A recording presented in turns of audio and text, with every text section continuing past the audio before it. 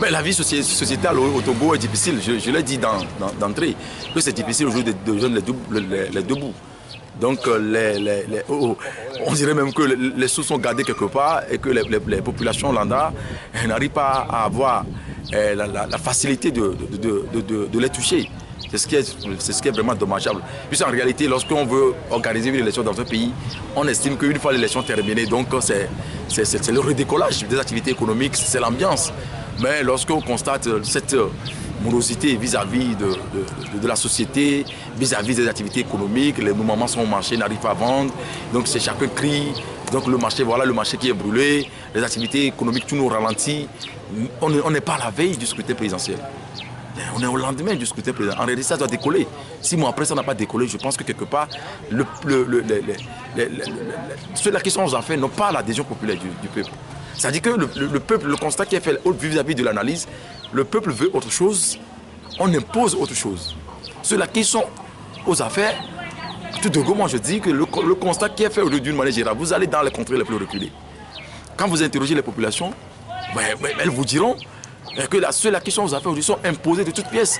Et c'est là, moi je dis, avec la complicité de l'Occident, de la communauté internationale, notamment la France, qui n'arrive pas à jouer son rôle, son plein rôle.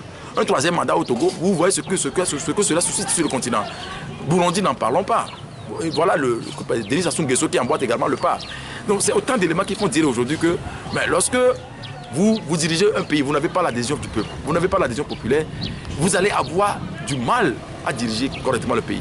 Vous allez avoir du mal à imposer votre idéologie vis-à-vis de la gestion du pays. C'est le constat qui est fait malheureusement. Mais au-delà de tout, je pense que c'est le peuple de bas peuple qui souffre. Et s'il faut sortir de cette situation, je le dis, je le réclame, il revient à ce peuple de prendre son destin en main. Les Burkinabés ont montré la voie, je ne vois pas pourquoi lorsqu'on veut aller vers l'excellence, on veut aller vers la prospérité, qu'on reste dans la résignation. Un peuple qui résigne, donc c'est un peuple de démissionnaires. Et c'est un peuple qui meurtrit, c'est un peuple qui meurt à petits coups. Donc c'est ce que moi je ne souhaite pas. Je pense qu'il est grand temps aujourd'hui que beaucoup comprennent qu'il faut aller au-delà même des analyses politiques et chercher à trouver des répondants pour mettre fin à ce système qui régente la vie du pays pendant plus de 50 ans. Ouais, pour terminer, Lomé est en construction, Togo est en construction. Qu'est-ce que vous voyez dans la construction de ce pays? Le développement d'un pays passe par la route, bien sûr. Mais lorsque les populations n'arrivent pas à manger, à le faire, et que vous mettez tout l'argent, et vous faites des prêts au nom du contribuable, et vous entamez donc la construction, l'aménagement des voies publiques ici et là, et qu'aujourd'hui, on parle des milliards de dettes extérieures, après qu'on a entamé le point d'achèvement PPTE, et qu'au niveau du bas peuple, on n'arrive pas à manger, je pense qu'on ne peut pas parler de développement.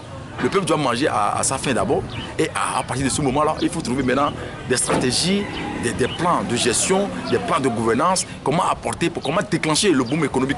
Parce que vous n'avez pas à savoir, un pays ne peut pas aller de l'avant si l'économie traîne. Quand l'économie traîne, ça veut dire que celui qui est là, qui étale ses articles pour vendre, et qui s'il n'a pas les moyens suffisants pour pouvoir essayer d'évoluer, s'il n'arrive pas à vendre ses articles, ses marchandises, ses produits, comment est-ce que vous voulez que ça marche? D'après vous, l'économie traîne au Togo? L'économie est complètement en dessous des ententes. Parce qu'on ne peut pas parler en matière économique. On parle de macroéconomique. L'étude macroéconomique d'une nation suppose que le pays va vers le développement. Donc, lorsqu'on parle de la croissance économique dans un pays, et qu'au niveau du bas peuple, au niveau des assets, on n'arrive pas à sentir ça, au niveau des ménages, ça veut dire qu'il y a problème. C'est là où je dis que c'est le fou fuyant. Ou alors, on fait des emprunts, on gagne suffisamment des sous, mais ces sous-là sont dilapidés, sont volés par les gouvernants. Et c'est le constat qu'il a fait. Si le chef de l'État dit qu'il y a une minorité qui s'accapare les richesses du pays, et qu'il n'arrive même pas à mettre la main sur cette minorité-là, et on a créé une cour des comptes qui n'arrive même pas à jouer pleinement son rôle. Vous voyez que tout ce qu'on fait là, c'est le faux fuyant. On ne fait que tromper les populations, quand en réalité, il n'y a pas de croissance économique. Parce que quelqu'un qui est là aujourd'hui n'arrive même pas à trouver 100 francs ou 200 francs pour acheter peut-être du haricot à manger.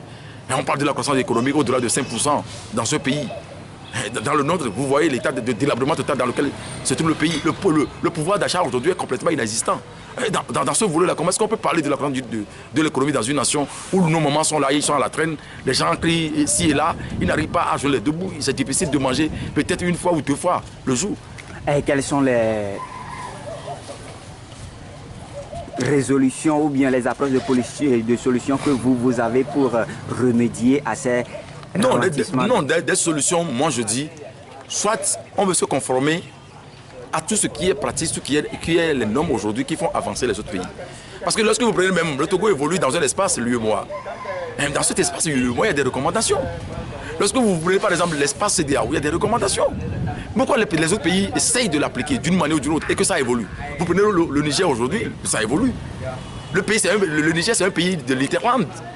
Mais nous avons le port autonome de Lomé ici. Mais parlons de l'économie, on parle même de l'achèvement ou la création du troisième quai. Ça rapporte quoi aux contribuables togolais? Ça rapporte quoi au peuple lambda qui souffre dans ce que le plus reculé? Vous faites un tour aujourd'hui au niveau des écoles.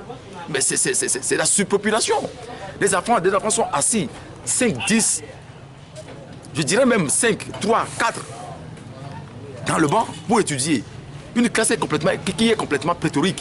Le professeur n'arrive pas à faire correctement son travail. Donc, moi je dis que c'est une question de volonté politique. Si les acteurs politiques qui sont aux affaires n'arrivent pas à avoir cette volonté politique et que chacun cherche peut-être à remplir ses poches, je ne pense pas que ça puisse aller. Mais si la volonté y est, on a compris qu'à un moment donné on n'a pas l'adhésion populaire et que la meilleure façon c'est d'interroger le peuple. Qu'est-ce que vous voulez qu'on fasse? Et qu'après avoir dirigé, et qu'à un moment donné il faut arrêter le mandat et partir, d'autres viennent, je pense que c'est ce qui fait avancer un pays. Mais si sur la question des affaires pendant plus de 50 ans continuent toujours pas à diriger, alors qu'ils ont déjà montré leurs limites, je ne pense pas que ça puisse aller. Je pense que la solution, je n'ai pas de solution magique à donner à qui que ce soit. Ils connaissent la solution, ils ont la maîtrise de la gestion du pays. Je pense que s'ils veulent que ça change, il revient à eux maintenant de pouvoir déclencher donc, le système pour que ça puisse évoluer. Sinon, moi, je dis que si ça continue comme ça, un beau jour, le peuple d'une manière ou d'une autre aura son mot à dire. Merci Alain. Merci à toi.